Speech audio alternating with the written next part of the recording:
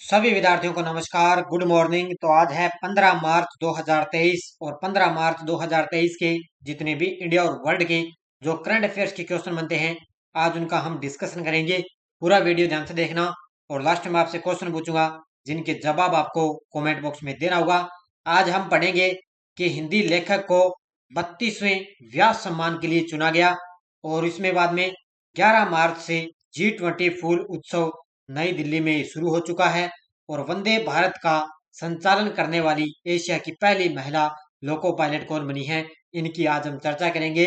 तो डेली आपको 6:30 पर मेरी लाइव क्लास आपको मिलती है शानदार तरीके से। और सभी साथी एक बार वीडियो को लाइक कर दें और शेयर कर दें।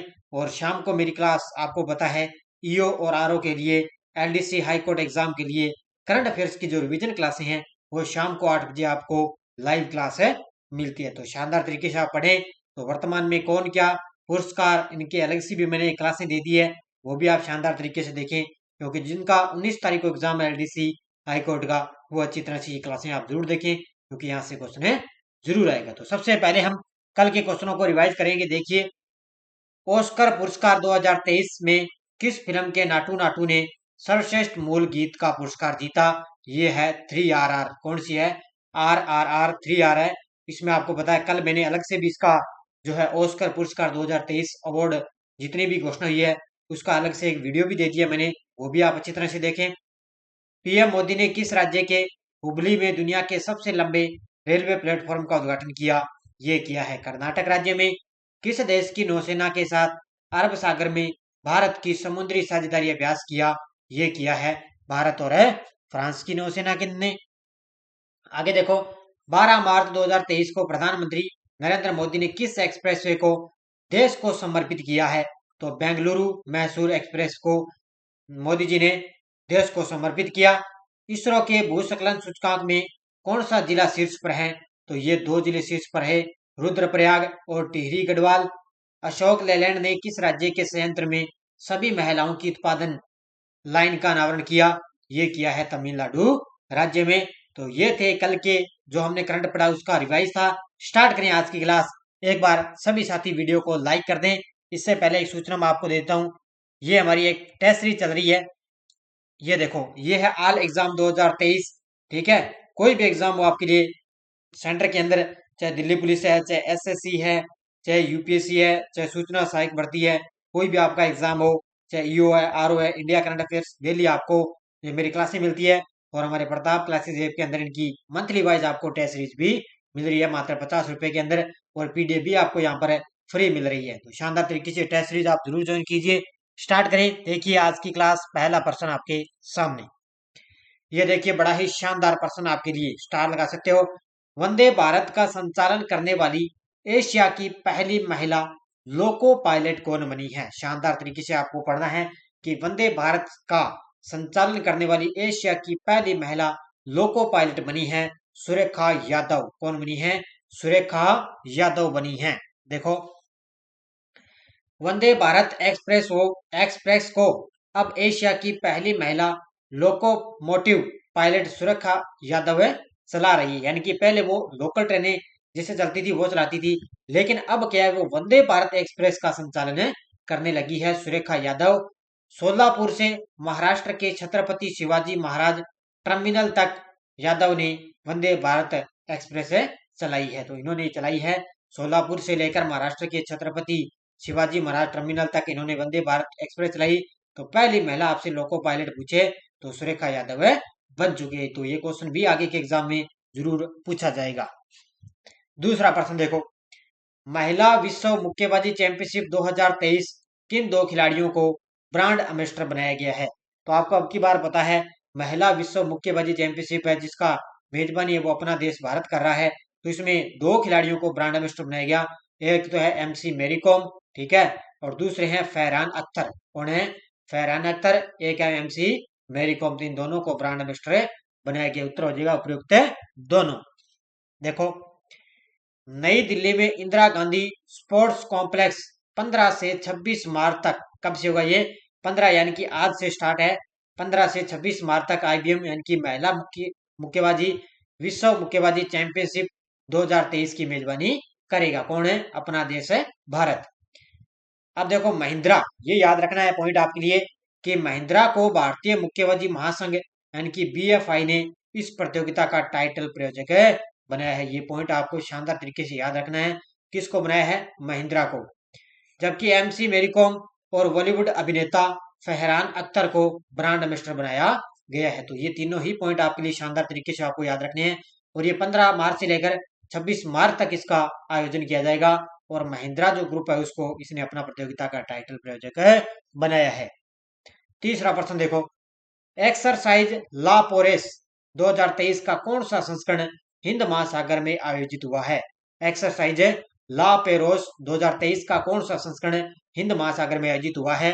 तो ये हुआ है तीसरा संस्करण। कौन सा हुआ है? तीसरा संस्करण हुआ है हिंद महासागर के अंदर। एक्सरसाइज ला पोरेस 2023 का तीसरा संस्करण हिंद महासागर में आयोजित हुआ है। देखो, बहुपक्षीय अभ्यास ला पोरेस का तीसरा संस्करण हिंद महासागर क्षेत्र में 13 से 14 मार्च 2023 को आयोजित हुआ है। यानी कि 13 से 14 मार्च को आयोजित हुआ। और ये फ्रांसीसी नौसेना द्वारा चलाए जाने वाले अभ्यास ला पोरेस को हर 2 साल में अभ्यास ये होता है। तो ठीक है, फ्रांसीसी नौसेना द्वारा चलाया जाएगा अभ्यास है। इसका नाम आपको याद रखना है, ला पोरेस। ठीक है, तो ये 13 से 14 मार्च तक है, हिंद महासागर में इसका आयोजन किया गया है। अगला प्रश्न देखो, किस हिंदी लेखक को 32वें व्यास सम्मान के लिए चुना गया है? कौन सा ऐसा हिंदी के प्रसिद्ध लेखक हैं जिनको 32वें व्यास सम्मान के लिए चुना गया? और वो है डॉक्टर ज्ञान चतुर्वेदी। कौन है? डॉक्टर ज्ञान चतुर्वेदी। देखो, इनके आगे आपको याद रखने ये व्यास सम्मान 2022 प्रसिद्ध हिंदी लेखक डॉक्टर ज्ञान चतुर्वेदी के 2018 के व्यंग्य उपन्यास, इनका एक उपन्यास है पागलखाना, को 32वें व्यास सम्मान के लिए चुना गया है। तो ये उनका उपन्यास भी याद रखना है, पागलखाना। 2018 के व्यंग्य उपन्यास पागलखाना को 32वें व्यास सम्मान के लिए चुना गया। डॉक्टर चतुर्वेदी के पागलखाना यानी कि मानसिक अस्पताल को प्रतिष्ठित लेखक प्रोफेसर रामजी तिवारी के नेतृत्व में चयन समिति द्वारा प्रतिष्ठित व्यास सम्मान के लिए चुना गया था। ये पॉइंट भी आपको याद रखना है, किसके लिए? लेखक प्रोफेसर रामजी तिवारी के नेतृत्व में इनको ये व्यास सम्मान के लिए चुना गया। किसको? डॉक्टर ज्ञान चतुर्वेदी को। इनकी उपन्यास भी याद रखना है, पागलखाना। अगला देखो, 11 मार्च से G20 फूल उत्सव किस शहर में शुरू हुआ? तो ये हुआ है नई दिल्ली के अंदर। कहां पर हुआ है? नई दिल्ली के अंदर 11 मार्च से G20 फूल उत्सव शुरू हुआ है। देखो, दिल्ली में कनॉट प्लाज्मा 11 मार्च से एक फूल महोत्सव की मेजबानी करेगा। ठीक है, 11 मार्च से क्या है? दिल्ली के अंदर है एक कनॉट प्लाज्मा, वो क्या है? 11 मार्च से एक फूल महोत्सव की मेजबानी करेगा। इसमें केंद्रीय पर्यावरण मंत्री हैं भूपेंद्र यादव ने आज सेंट्रल पार्क में आयोजित हो रहे इस महोत्सव का उद्घाटन नई दिल्ली नगर पालिका परिषद द्वारा किया जा रहा है। यानी कि आज नहीं है, ये 11 मार्च की बात है। तो इसमें क्या है? सेंट्रल पार्क में आयोजित हो रहे इस महोत्सव का उद्घाटन नई दिल्ली नगर परिषद द्वारा इसका उद्घाटन किया गया। तो ठीक है, 11 मार्च से फूल महोत्सव की मेजबानी नई दिल्ली के अंदर शुरू हो चुकी है। अगला प्रश्न, योग महोत्सव 2023 के साथ 9वें अंतर्राष्ट्रीय योग दिवस को मनाने का आग्रह किसने किया है? तो अभी योग महोत्सव 2023 के साथ साथ क्या है? 9वें अंतर्राष्ट्रीय योग दिवस को मनाने का जो आग्रह है वो किसने किया? हमारे देश के प्रधानमंत्री मोदी जी ने किया है। किसने? मोदी जी ने। देखो, योग महोत्सव 2023 का उत्सव अंतर्राष्ट्रीय योग दिवस 2023 की 100 दिवसीय उल्टी गिनती की आधिकारिक शुरुआत का प्रतीक है। यानी कि जो 21 जून को अंतर्राष्ट्रीय योग दिवस मनाया जाता है, उसके अंदर 2023 की 100 दिवसीय उल्टी गिनती की आधिकारिक शुरुआत का प्रतीक है। 3 दिवसीय योग महोत्सव 2023 राजधानी के ताल कटोरा स्टेडियम में 13 से 14 मार्च को, ठीक है, और मोरारजी देसाई राष्ट्रीय योग संस्थान में 15 मार्च को आयोजित किया जा रहा है। यानी कि ये 3 दिवसीय एक योग महोत्सव है। एक तो 2 दिन तो जो योग होगा वो ताल कटोरा स्टेडियम में होगा, और एक दिन का होगा वो होगा मोरारजी देसाई राष्ट्रीय योग संस्थान के अंदर इसका आयोजन किया जाएगा। तो ठीक है, अभी जो आने वाला 21 जून है अंतर्राष्ट्रीय योग दिवस है, उसमें अभी 100 दिवसीय उल्टी गिनती की आधिकारिक शुरुआत का प्रतीक है। तो हमारे देश के प्रधानमंत्री जी ने अभी भी जितने भी योग से संबंधित है उनको अभी भी आग्रह किया गया, इसमें आप भाग लें, इनको पहले से ही आग्रह किया गया है। अगला प्रश्न देखो, नितिन गडकरी ने, कौन है नितिन गडकरी? अपने परिवहन मंत्री हैं। उन्होंने किस शहर में मेथनॉल से चलने वाली पहली बसों का अनावरण किया है? तो ये किया है बेंगलुरु शहर में। ठीक है, कहां पर किया है?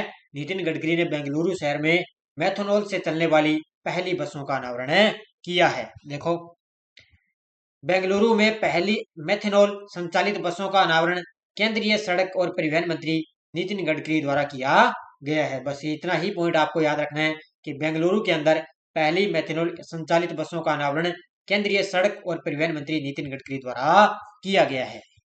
अगला प्रश्न देखो, किस शहर में भिखारी मुक्त शहर नामक एक नई पहल शुरू हुई है? किस शहर के अंदर भिखारी मुक्त शहर नामक एक नई पहल शुरू हुई है? ये हुई है महाराष्ट्र के नागपुर शहर में। कहां पर है? ऑप्शन नंबर डी, महाराष्ट्र के नागपुर शहर के अंदर भिखारी मुक्त शहर नामक एक नई पहल शुरू की गई है। देखो, महाराष्ट्र के नागपुर में भिखारी मुक्त शहर के रूप में जाना जाने वाला एक नया प्रोजेक्ट लॉन्च किया गया है। नागपुर शहर के पुलिस आयुक्त अमितेश कुमार ने घोषणा की इस संबंध में कि सीआरपीसी की अधिसूचना 144 जारी की गई है। तो ये ध्यान रखना, भिखारी मुक्त शहर के रूप में जाना जाने वाला एक नया प्रोजेक्ट लॉन्च किया गया है महाराष्ट्र के नागपुर में। और वर्तमान में महाराष्ट्र के मुख्यमंत्री कौन है? एकनाथ शिंदे। और महाराष्ट्र के वर्तमान में राज्यपाल कौन है? रमेश बोस। कौन है? रमेश बोस वर्तमान में महाराष्ट्र के राज्यपाल हैं। अगला प्रश्न, किस न्यायमूर्ति ने स्वतंत्रता के लिए भारत का संघर्ष गांधीवादी युग नामक एक पुस्तक का विमोचन किया है? किस न्यायमूर्ति ने स्वतंत्रता के लिए भारत का संघर्ष गांधीवादी युग नामक एक पुस्तक का विमोचन किया? ये किया है वी राम सुब्रमण्यम ने। ऑप्शन नंबर सी, इसने वी राम सुब्रमण्यम के द्वारा, ये न्यायमूर्ति हैं, इन्होंने स्वतंत्रता के लिए भारत का संघर्ष गांधीवादी युग नामक एक पुस्तक का विमोचन किया है। बाकी अलग से आज कोशिश करते हैं कि आपके लिए स्पेशल चर्चित पुस्तकें हैं जितने भी, उनका आपको अलग से ये वीडियो मिलने वाला है बहुत जल्दी। आज या कल तक आपको ये क्लास मिल जाएगी शानदार तरीके से। और एक आपको कई विद्यार्थी कह रहे थे जो सूचकांक की जो क्लास है, भारत के अंदर किस किस की कौन सी सूचकांक है, जो इंडेक्स है, उनमें भी आपको क्लास मिलेगी। आज या कल तक मैं कोशिश करूंगा एलडीसी एग्जाम से पहले पहले आपको वो क्लास भी आपको मिल जाएगी। देखो, मुख्य देते हैं, सुप्रीम कोर्ट के न्यायाधीश न्यायमूर्ति वी राम सुब्रमण्यम ने स्वतंत्रता के लिए भारत का संघर्ष गांधीवादी युग नामक एक पुस्तक का विमोचन किया गया। मद्रास उच्च न्यायालय के पूर्व न्यायाधीश पी ज्योतिमणि और पचियप्पा कॉलेज के इतिहास के प्रोफेसर हैं। कौन है? जी बालन द्वारा लिखित है। तो एक ध्यान रखना, इस पुस्तक का विमोचन किया है वी राम सुब्रमण्यम ने। लेकिन ये पुस्तक है किसकी, लिखी किसने? एक तो है मद्रास उच्च न्यायालय के पूर्व न्यायाधीश पी ज्योतिमणि और दूसरे हैं पचियप्पा कॉलेज के इतिहास के पूर्व प्रोफेसर थे जी बालन द्वारा ये लिखित है पुस्तक है। ये शानदार पॉइंट आपके लिए, कि स्वतंत्रता के लिए भारत का संघर्ष गांधीवादी नामक एक पुस्तक है। शानदार तरीके से, बड़ी शानदार चर्चा में रहती है पुस्तक भी, आपको अच्छी तरह से याद रखनी है। अब देखो, पिछले वीडियो का क्वेश्चन क्या था? 5वां आसियान भारत व्यापार शिखर सम्मेलन 2023 किस शहर में शुरू हुआ? ये हुआ है कुआलालंपुर, मलेशिया की राजधानी के अंदर। बहुत सारे विद्यार्थियों ने शानदार तरीके से जवाब दिए, उन सभी को हार्दिक शुभकामनाएं। और अब देखिए आपके लिए क्वेश्चन फॉर यू क्या है। किस देश ने 25 वर्षों में पहली बार महिलाओं के लिए सैन्य सेवा शुरू की है? Vietnam, New York, Colombia, America? इसका जवाब आपको कमेंट बॉक्स में देना है। तो सारे विद्यार्थी वीडियो को जाते जाते लाइक कर देना, शेयर करते रहना। और शानदार तरीके से आपको लगातार मेरी क्लासें मिल रही है। और पीडीएफ आपको इसकी शाम तक टेलीग्राम पर मिल जाती है। वीडियो के डिस्क्रिप्शन में टेलीग्राम का लिंक है, वहां जाकर इसकी शाम तक आपको पीडीएफ भी मिल जाती है। कोई भी सूचना है, कोई भी लिंक है हमारा, तो आपको टेलीग्राम पर पूरे चर्चित आपको मिलता है। तो सारे विद्यार्थी वीडियो को जाते जाते लाइक कर देना, शेयर करते रहना। धन्यवाद। जय हिंद, जय भारत।